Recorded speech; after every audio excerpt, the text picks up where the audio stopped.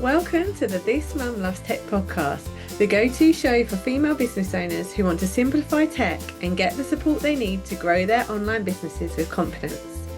I'm Nicola Walsh, your podcast host. I'm also a mum to two cheeky boys and I love tech, so you don't have to. I'm here to share actionable tips, tools and strategies that will help you streamline your business and make the tech work for you.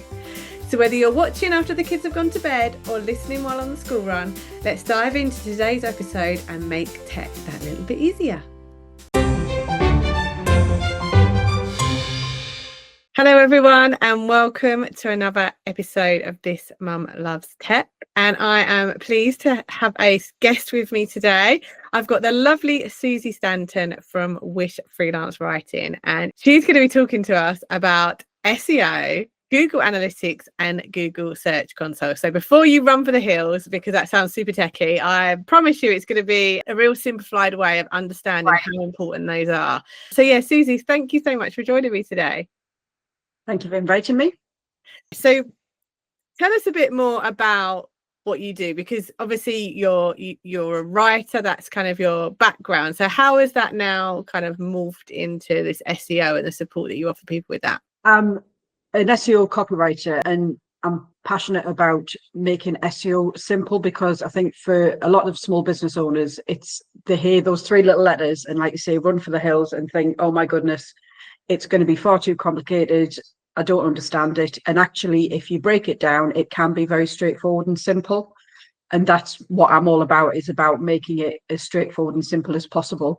My background to how I came to where I am now, my professional background is I was a civil service lawyer for 20 odd years and had enough and kind of left, but I've always written, and I'm a mum via adoption, and I run a digital adoption and parenting magazine. And when I first launched the magazine, expecting hundreds and hundreds of people to read it, and only about 4 did for quite a long time, and I had no idea why. And so gradually over time I kind of learned about SEO and learned the simple things that you can do that do make a big impact. And that's kind of what's brought me to where I am now. So it's on the ground learning, doing it myself and knowing what works and what doesn't, that's led me to where I am now and helping small business owners make the small changes, or I can help them do that for them. And I think that's a brilliant story, because you have learned it yourself. So therefore, I think that actually when people then hear that story, they're like, well, if you learned it and that's not necessarily your background, I can learn it too if you teach me the way you learn it. Yeah, definitely. So you said you've got the magazine. So how did that come about? Like, because that's obviously, again, quite different to what you used to do. When my husband and I started thinking about adoption, there wasn't any kind of resources out there that told us what the process was like. The agency's website told you this is stage 1, this is stage 2, and this is what will happen, but that doesn't tell you what it's about.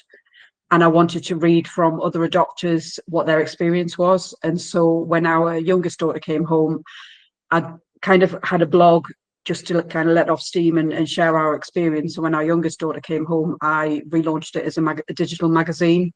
So I share a lot of adopters' experiences of various different stages of the process. And basically, it's what I wish had been available when we started thinking about adoption. There's nothing else like it, really. So I wanted to lift the lid on what adoption is really like, so that people thinking about it get a real idea and know whether it's for them or not. Oh, that's amazing. So it started from just blog posts, and obviously I guess you understood from the blog posts about the SEO, and then when you said you actually launched the magazine, like you said, you needed to get people to find it. So what were your kind of first steps in that? Like, because obviously if your background was in law, did you do SEO as part of that? Like, where did you start with it? Because often it's the starting that holds people back. I joined a blogging group because for a lot of years, really, I had no idea what SEO was. And one example, when you're using WordPress, if you're changing your headings, I still use Yoast, and it would tell me at the bottom that I didn't have any headings. And I was like literally shouting at the screen saying, I do have headings. I've made, the headings bigger. I've put it in bold. I don't understand why you keep saying I don't have headings. And obviously it's because there's a hierarchy of headings and there's a setting for it, but I didn't know that. Once I knew that, it was very easy to implement. And that's the kind of thing, making sure that I had the right keywords in the right places, like the headings. And then that's when things started to change. But it's what we always say, you don't know what you don't know. And if you don't know that, you don't know that that's a very straightforward thing to change. Yeah, it is. I think especially with tech stuff, there is so much that, because unless that's what you do, why would you know it? Because where would you have come across that? Like, unless you're doing anything online, why would you have ever heard the term SEO? Because exactly. if you're doing something completely different in your life, if you were working in something completely different, you would have never come across it. No. So how long have you been doing the SEO side now? Like, when was the point that you made the switch and started helping people with it? I left my job just over 3 years ago, and initially I was just doing blog writing and freelance work. So it's probably been about 2 years that I've been doing SEO for other businesses. And is that because, obviously, if you started doing the writing, which is what you're more familiar with, was it that the SEO kept coming up as an issue that people didn't understand? Yeah. And I see people kind of talking about, why aren't people seeing my blog posts? And I don't understand why they're not seeing my website when I've got all this wonderful tools and products that people are just not seeing. And it's because you haven't got the foundations there, and not having a clue about what search engine optimization is and website visibility. And what has it done for you, like, in terms of the magazine, especially, like, now you've got the SEO in place, what was the difference it made? Well, over the summer holidays, I didn't post any new articles. I'd scheduled in old articles, I'd updated them and republished them. But over the school summer holidays, I was still getting kind of 1,800 views a month. So 1,800 people reading it without me having to do anything, because the foundations were there. And the vast majority of people find the magazine through Google, because when you're thinking about adopting, you type into Google like you do with anything. How do you adopt, or what's adoption like? And making sure that I've got those key phrases in parts of the content means that people find it quite often top of page one. That's amazing that you've managed to get that many views. That's what I say with the tech and the automations. The SEO is something that is working for you in the background, getting people to see your stuff when you can't necessarily be promoting it yourself. It's like that background marketing for you. Definitely. And I think a lot of people, when you talk about visibility in marketing, think about social media and showing your face and posting all the time, which is great, as long as you've still got access to those platforms. I've had experience recently where my Facebook account was disabled, never to be returned. So I've lost all of that kind of connection and all of those potential clients, whereas your website, you own it, you've got control of it. And it is something that, like you say, continues to work in the background without you constantly having to do anything with it. Yes, you need to keep it up to date, but that doesn't involve you having to post every day or, showing up every day. Your website does that for you. But I think the thing with SEO that some people maybe don't give enough time, because like with social media, you can see sometimes like instant results. People like your post, people comment on it. So therefore people think that's working for them. But actually the SEO is more of a slow burner, but it's a long-term burner, because the post will be gone.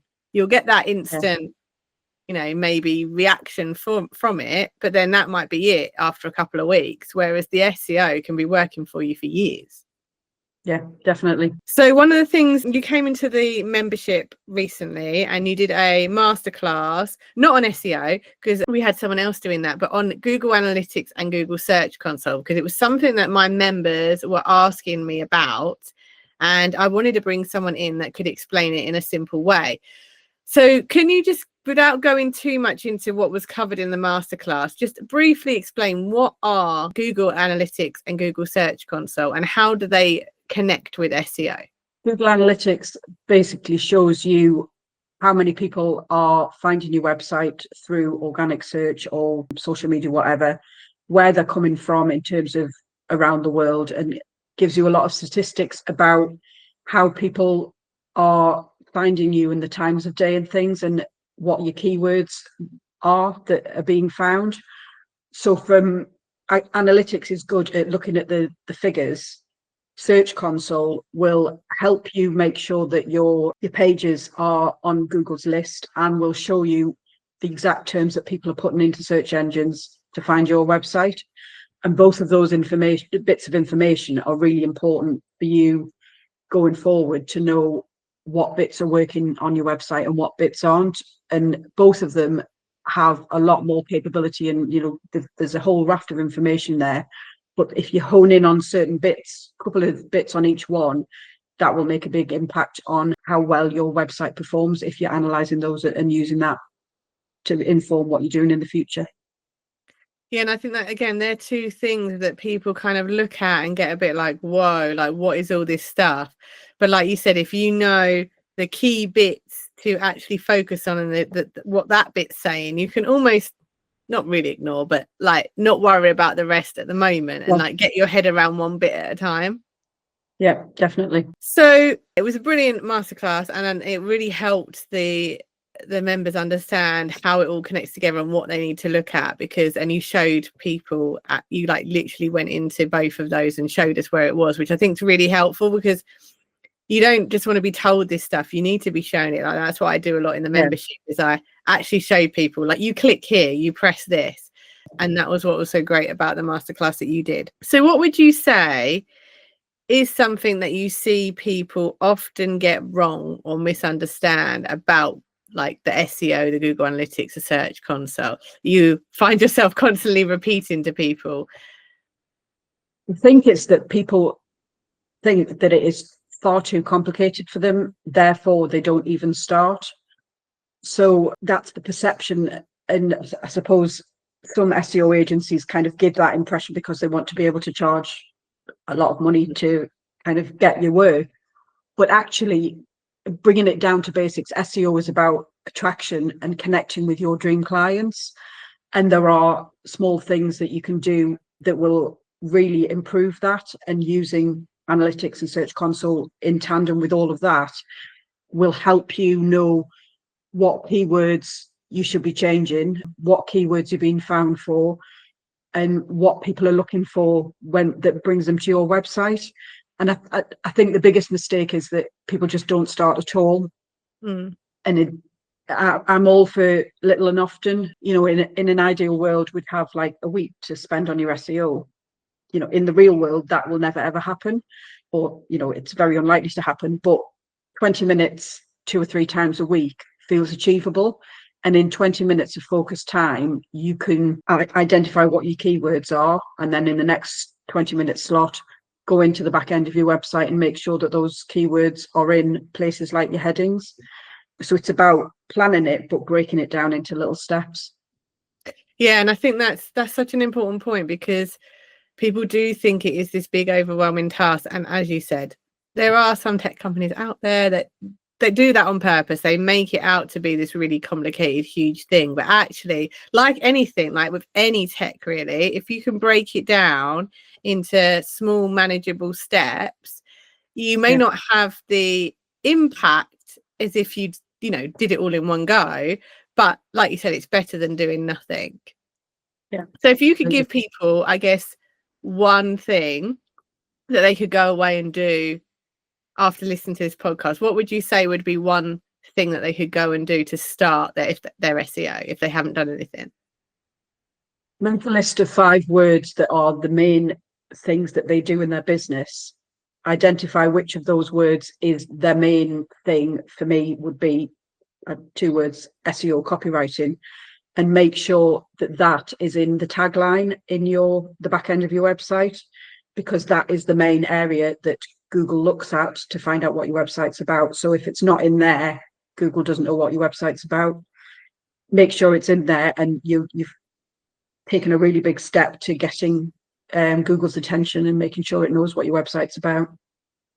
Oh, that's brilliant. And I think that does also harp on something that I talk about a lot, which is having access to your website, because so many people don't. And then they might get a beautifully designed website, and I've seen this so many times, where they've had a website done and they don't know how to edit it. They don't even know how to log into it. And then they find out afterwards that things like SEO, like they don't even have, especially if it's something like WordPress, because it doesn't have to be WordPress. Like SEO can be done on any website platform.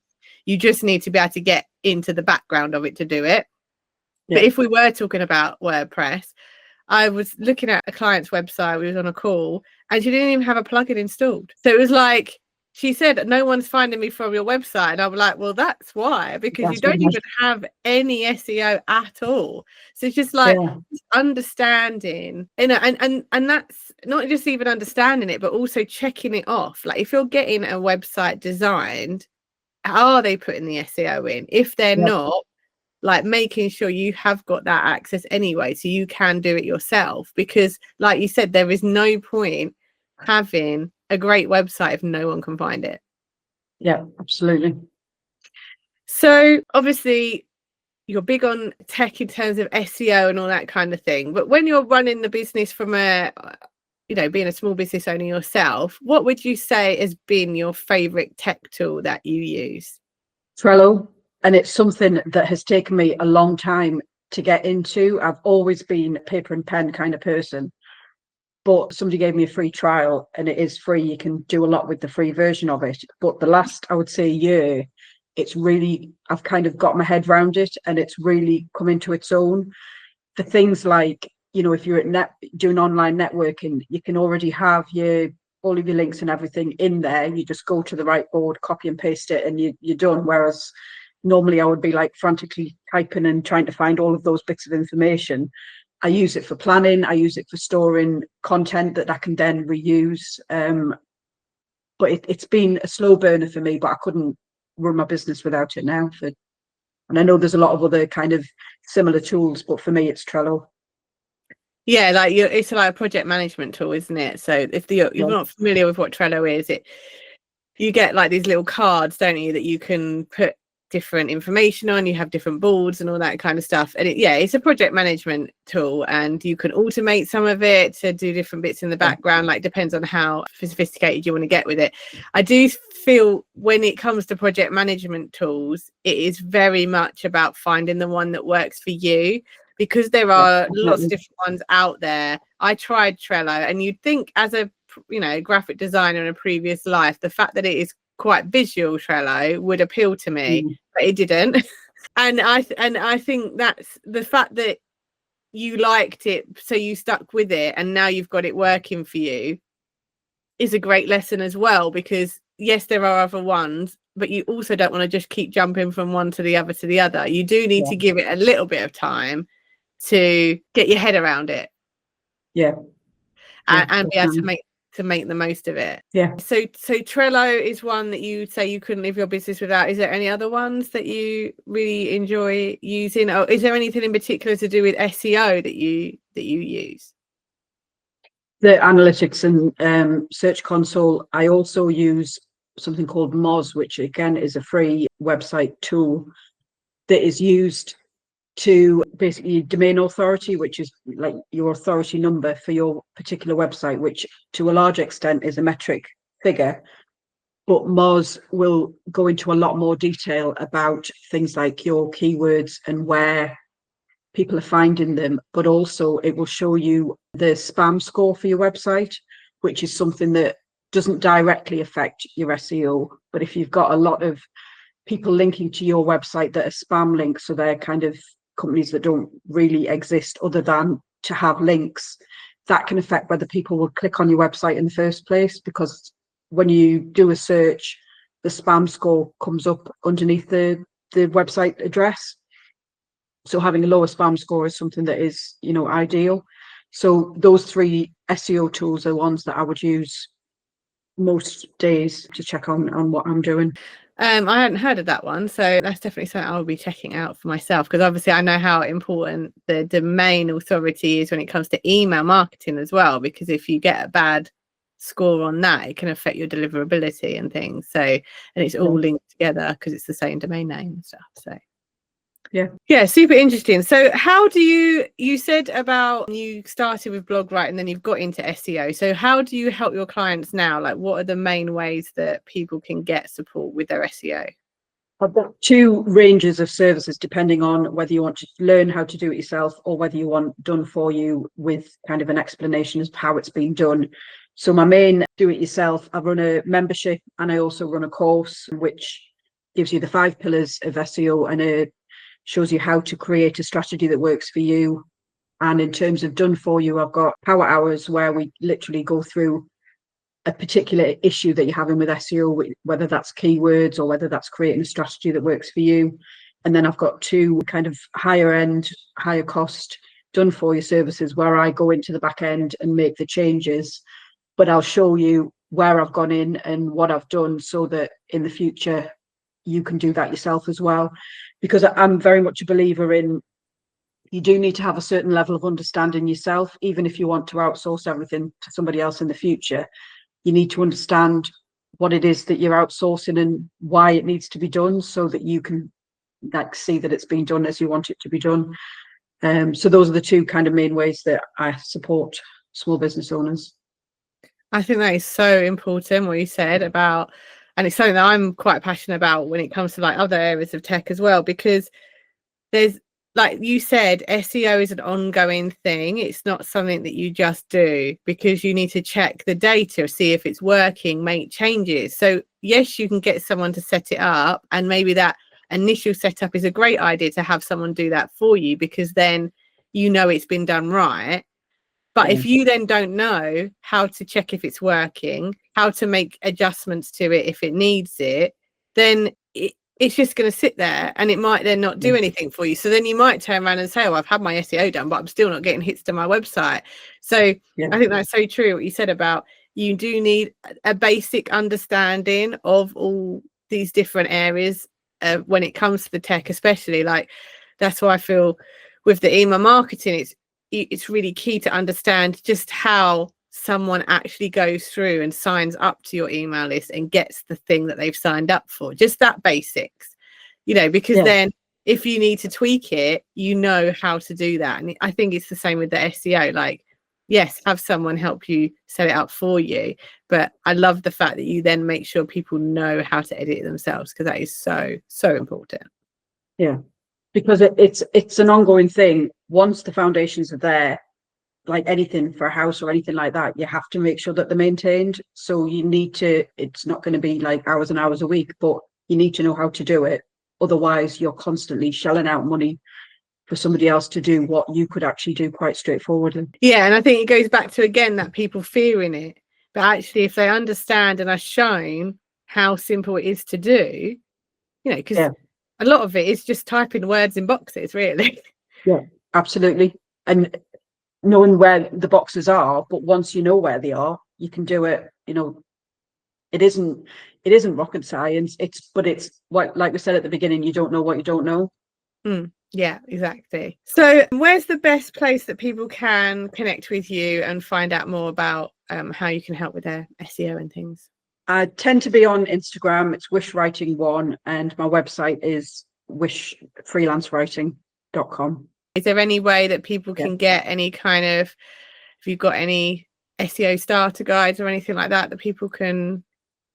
Yes, I'm passionate about making SEO a bit of fun because it's such a dry subject. So I've got a download, which is an SEO dating challenge, which is basically showing the connection between SEO and dating, because they're both about attraction, and it will show you how to attract the right people, how to keep them interested, and how to build a lasting relationship with them. So that's a free download, and it will kind of start you off in knowing the basics of SEO.